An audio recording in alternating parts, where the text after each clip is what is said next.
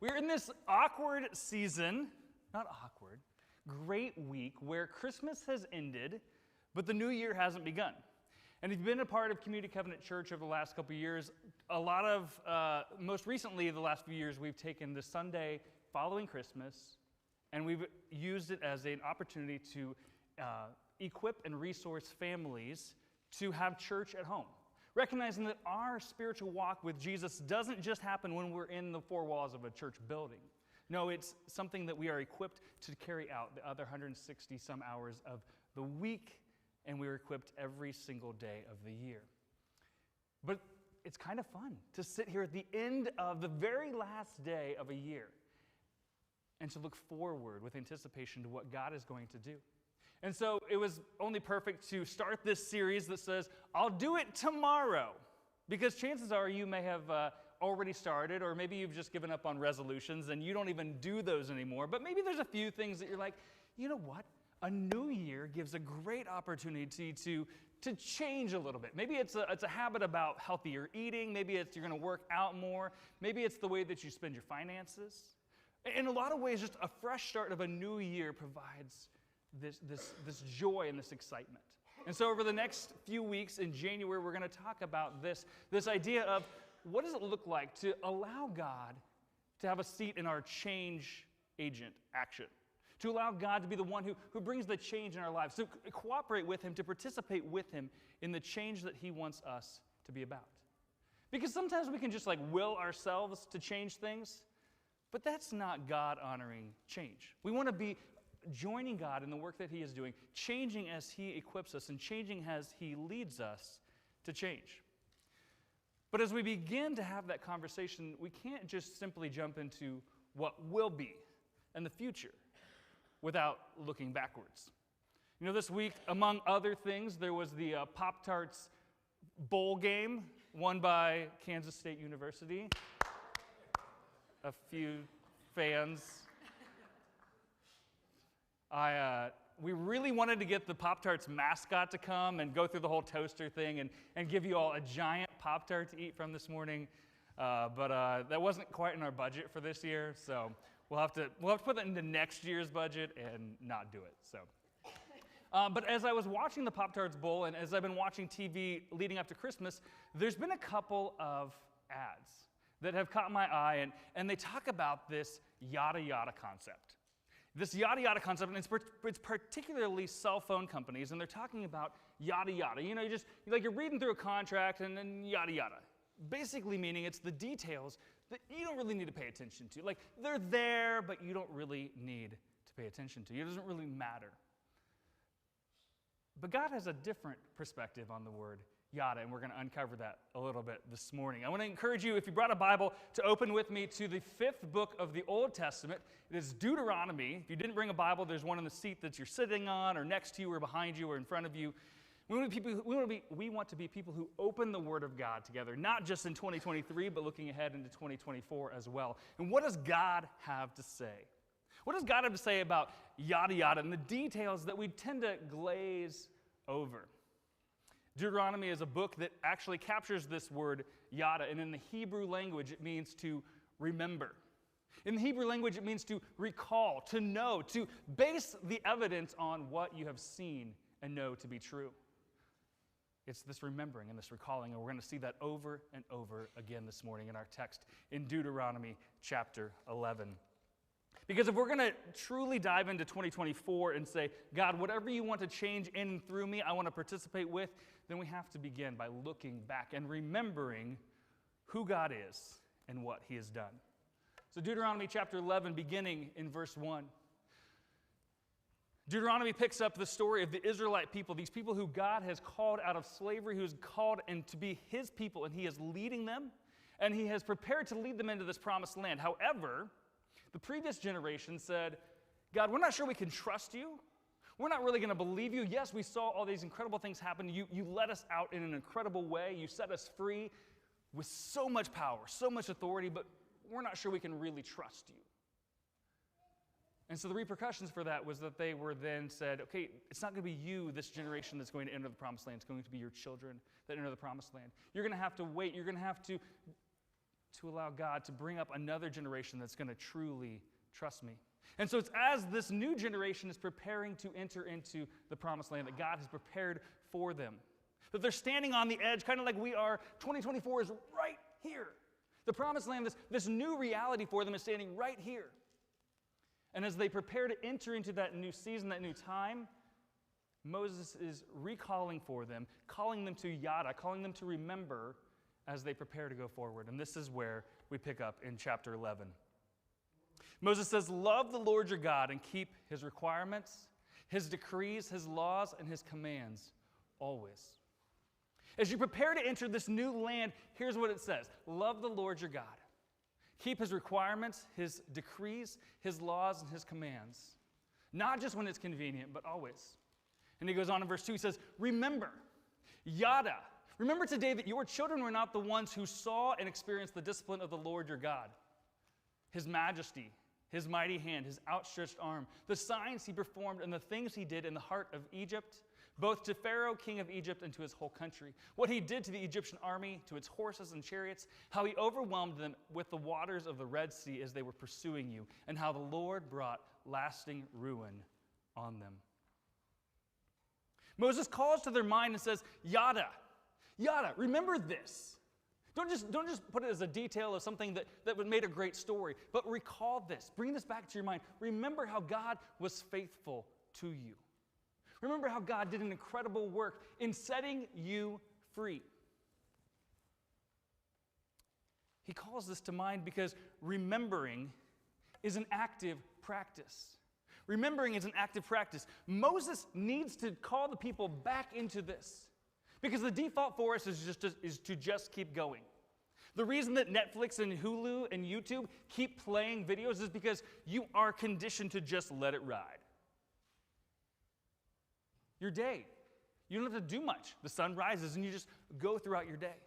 If you think back over if you look back over 2023, there are probably countless times where you just kind of went through the motions.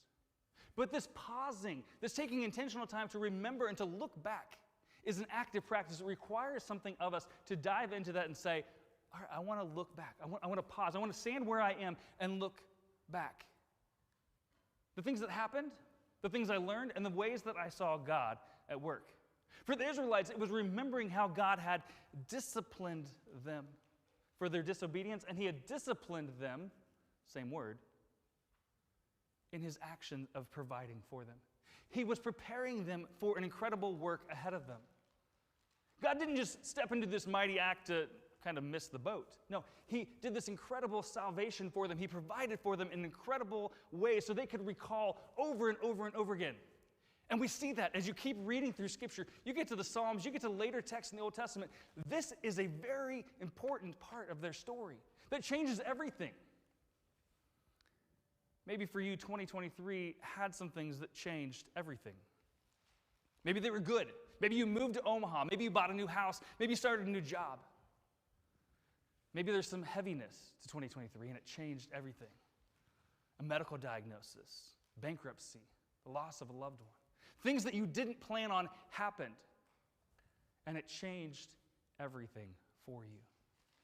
And if we're not careful, this remembering doesn't happen to us. It requires our active practicing of remembering, of pausing, before we step into 2024, of looking back and recalling where God was, even in the darkest of moments.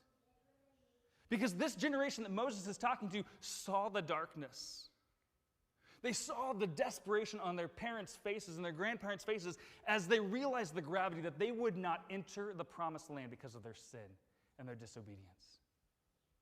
But that didn't diminish who God was. So Moses calls us to their mind and says, it was not your children who saw this. No, it was you who saw this. It was you who saw this preparation to enter the promised land, this new reality, and who saw what it looked like to not trust God. And the reason we call this to mind, the reason we remember this is so we don't do the same thing. It's so that we recognize who God is and that we are able to step into this new reality with him. See, he keeps going. He says in verse 5, it was not your children who saw what he did for you in the wilderness until you arrived at this place. Remember that word discipline. Yes, a lot of times we think of discipline as this negative connotation, and it was the consequences for their sin, but also that God disciplined them, that God remained faithful to them. He provided for them, even though they had rejected him, and even though they were sentenced to wandering in the desert and this older generation dying off and not stepping into the promised land, God still provided for them. Moses says, remember that God provided for you even when you had rejected him and even when you had turned away from him. Verse 6, and what he did to Dathan and Abiram, sons of Eliab the Reubenite, when the earth opened its mouth right in the middle of all Israel and swallowed them up with their households, which is a great story, their tents and every living thing that belonged to them, but it was with your own eyes that saw all these great things the Lord has done. And he continues, observe therefore all the commands I'm giving you today, so that you may have the strength to go in and take over the land that you are crossing the Jordan to possess. And so that you may live long in the land the Lord swore to your ancestors to give to them and their descendants, a land flowing with milk and honey. The land you are entering to take over is not like the land of Egypt, from which you have come, where you planted your seed and irrigated it by foot, as in a vegetable garden. But the land you are crossing the Jordan to take possession of is a land of mountains and valleys that drink rain from heaven. It is a land the Lord your God cares for. The eyes of the Lord your God are continually on it from the beginning of the year to its end. He says, recall not only the way that God provided for you in the desert, and recall not only the fact that your fathers rejected God and said, I'm not sure we can trust you. But ultimately, he's calling the people to remember. This active remembrance, this active practice of remembering that God's goodness, because it's because of God's goodness that we obey him. It's because of God's goodness that we obey him. Oftentimes we get this wrong in our culture, don't we? We kind of add a little bit of karma into our Christianity. And we think, if I obey God, then he will give me more of what I want. If I obey God, then, like a vending machine, I'll press A7 and out will pop out my Pop-Tart of Jesus. Right? We think that if I obey him, then it will cause God to turn his face towards me. And Moses says, no. Before you enter this new reality, before you enter this new land, recognize that God's faithfulness and God's goodness existed long before you were ever obedient.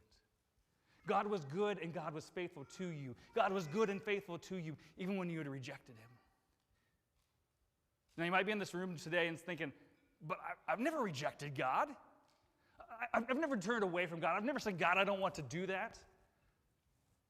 That doesn't nullify the fact that God has always been good and God has always been faithful. And it's because of his goodness, and our response to that is simply obedience. As we pause and we remember and we look back at who God is and what he has done, we recall his goodness and his faithfulness. And that then propels us to be obedient. Because why wouldn't we be obedient? Why wouldn't we trust somebody who has always been good and always been faithful? Who we can count back so many ways that he has been present in our life. And again, I'm aware enough to realize that 2023 may be the skid mark in your life of years. As you look back, you're like, I don't want to think back over 2023. It had so much grossness, it had so much pain, it had so much sorrow that I don't want to take the time to remember that. Friends, can I offer us a word of caution this morning that your circumstances may have been sorrowful. Your circumstances, things that were done to you, things that you participated in, things that were your reality that you saw right in front of you, may have been terrible. But it does not change the goodness of who God is. And as we step into this new reality, like the Israelites were preparing to enter this new land, God's goodness helps us to obey him. So Moses continues. Because this is great, Moses, that God's goodness helps me to obey him, but how do I truly apply this? How do I really work this out? How do I hit pause long enough to remember and think back over God's goodness and his faithfulness? So Moses continues in verse 13. It says, so if you faithfully obey the commands I'm giving you today, to love the Lord your God and to serve him with all your heart and with all your soul, then I will send rain on your land in its season, both autumn and spring rains, so that you may gather in your grain, new wine and olive oil. I'll provide grass in the fields for your cattle, and you will eat and be satisfied. Be careful, or you'll be enticed to turn away and worship other gods and bow down to them. if you don't hit pause and reflect on God's goodness and realize who is providing for you, you're likely to think that it is yourself that has provided for you. You're likely to think that it's government welfare that has provided for you. You're likely to think that it's something else that has provided for you. But God says, I don't want you for a moment to forget who truly is good and who is faithful.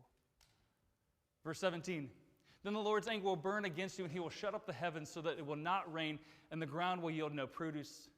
And you will soon perish from the good land the Lord is giving you.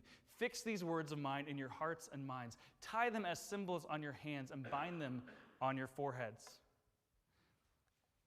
Teach them to your children, talking about them when you sit at home and when you walk along the road, when you lie down and when you get up. Write them on the doorframes of your houses and on your gates, so that your days and the days of your children may be many in the land the Lord swore to give to your ancestors, as many as the days that the heavens are above the earth. A couple times already, Moses has brought this truth to mind for them of remembering that this was not a 40-year-old promise. No, this promise of this new land, of this new reality, had been given way in the past. That God's faithfulness had extended way beyond just the temporary story. In fact, if you read back into Genesis, he promised the same thing. Long before Abram ever had an idea that Moses and the Israelites would show up on the scene, God had promised this to him. And now they are getting to receive this. See, something incredible happens when we hit pause and we remember, and we're discipled. Because remembering is a vital part of our discipleship. Remembering, hitting pause and saying, God, let me see your goodness. Let me recall your goodness and your faithfulness to me, is a vital part of our discipleship. Moses said, make this a normal part of your life. Make this a component of how you live your life. As you go about your normal life, as you go about your normal job, recall the ways that God has been faithful to you. And these decrees that he has given you, these things that he has called you to be faithful to, these things that he's called you to be obedient to. Recall them. Make them a part of your normal, and not just for your own discipleship, not just for your own obedience and walking closely with God, but also for your children's sake, for your grandchildren's sake, for your nieces, for your nephews, for the kid next door, for the next generation. It's important for us to look back and allow the goodness and faithfulness of God to propel us to be obedient to him, to walk more closely with him, to recognize that, God, this is hard, what you're calling me to step into, but I'm going to do it because I know that you are there with me, because I know that your presence is here with me, because I know that this baby that we celebrated at Christmas, who was born lying in a manger, is the same one who gave his life for me, who was resurrected and offers me the same hope and the same resurrection. And so, God, I know this is hard, what you're calling me to step into. I know this obedience thing is hard, but I'm going to do it because I know that you're good and that you're faithful. See, remembering is a vital part of our discipleship. If we don't remember God's faithfulness and his goodness and how he has provided for us, then we miss it. And we're less likely to walk into the difficult things that he has commanded and decreed and led us into.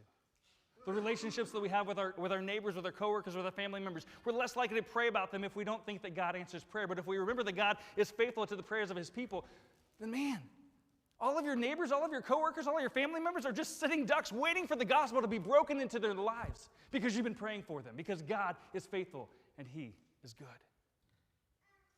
Your children and your grandchildren. My greatest desire for my children, not my grandchildren, I don't have any grandchildren. My greatest desire for my children is that they would walk closely with God, that they would come to a saving knowledge of who Jesus Christ is, that they would allow the Holy Spirit to lead them. And my pausing and my remembering is part of my discipleship and their discipleship. Because I'm going to be able to confess the truths of who God is and his goodness and his faithfulness if I'm hitting pause and I'm remembering who he has been and the impact that's going to have on their discipleship and their walk with him. Here's how Moses closes out this proclamation. Again, Deuteronomy continues with more decrees, more commands, more things that they're supposed to be faithful to, but this is really the vision for him. In verse 22, he says, if you carefully observe all these commands I'm giving you to follow, to love the Lord your God, to walk in obedience to him and to hold fast to him, then come what may, you're going to be aligned with that. Right? If we could narrow Moses' whole vision casting here down to one sentence, it would be, if you continue to walk closely with God, if you love him, if you place him at the first priority of your life, if everything you do is about bringing him honor and glory, and your obedience to the things that he's called you to in your relationships with others and your relationship with him, then I don't care what 2024 holds. I don't care what 2025 and 2026 and whatever years may lay ahead. I don't care what happens. You will be aligned with him. If you carefully observe all the commands I'm giving you to follow, to love the Lord your God, to walk in obedience to him and to hold fast to him, then the Lord will drive out all these nations before you, and you will dispossess nations larger and stronger than you. Every place where you set your foot will be yours. Your territory will extend from the desert to Lebanon and from the Euphrates River to the Mediterranean Sea. Doesn't mean a whole lot to us, but this is the full expanse of it all. There's not an area where God does not have the authority and the power to work. No one will be able to stand against you. The Lord your God, as he promised you, will put the terror and fear of you on the whole land wherever you go. Man, just write that on 2024, right? I don't care what lies ahead of you, what 2023 was, whether it was great or whether it was terrible, whether you look at 2024 and you are terrified or you're like, bring it on. I don't know what your perspective on the coming year and years is. But as we pause and we remember, we're propelled to say, you know what? God was faithful. Even if my circumstances didn't show that, I know that God is faithful. Even if I was uncertain and there were hard things that I had to walk through, God is faithful. And because of that, whatever 2024 and the future holds, I can say my God is strong enough. My God has a mighty enough outstretched hand. My God is there for me. And there's not a single thing that you will encounter in this year that God cannot have authority and control over.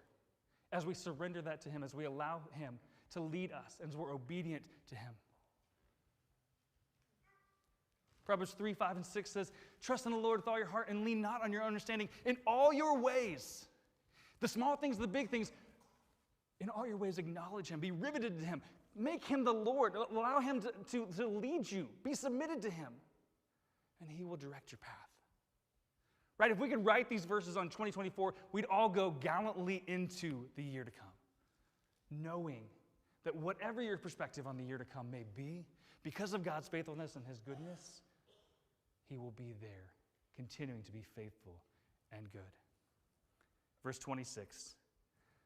See, I'm setting before you today a blessing and a curse.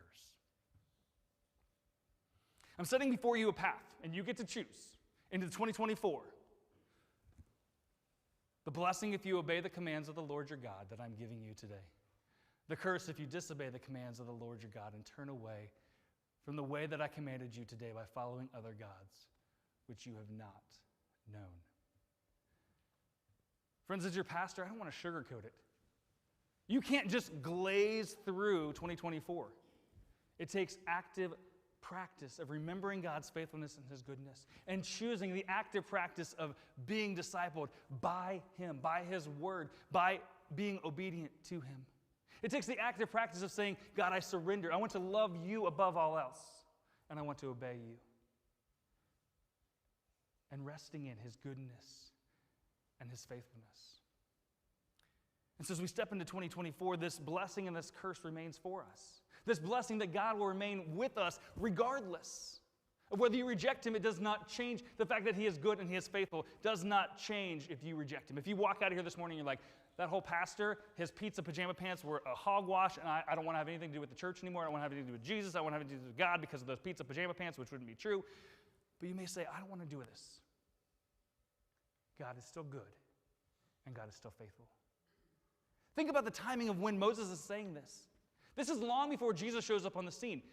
There were people who rejected God. There were people who, the Israelites, their story is they continue to down spiral. They continue to reject God over and over and over and over and over. But that doesn't change the fact that God steps into their story over and over and over and over and calls them back into a relationship with him, most obviously through Jesus Christ.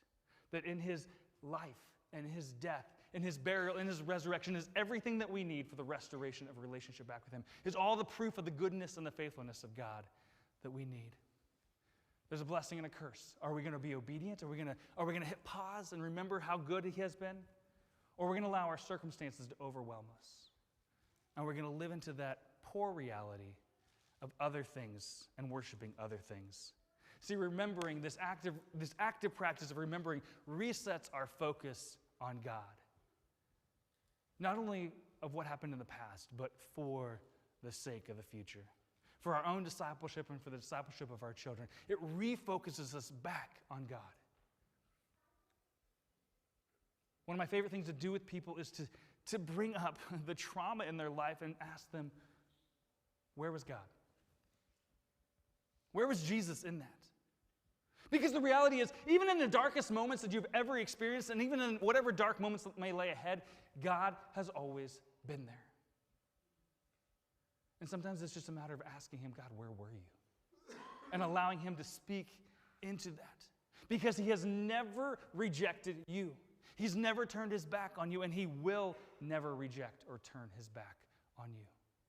Remembering how good and how faithful he has been, regardless of our circumstances, resets our focus on God and allows us to live into this truth and this reality for 2024 and for whatever may lay ahead. Friends, can I pray for us this morning?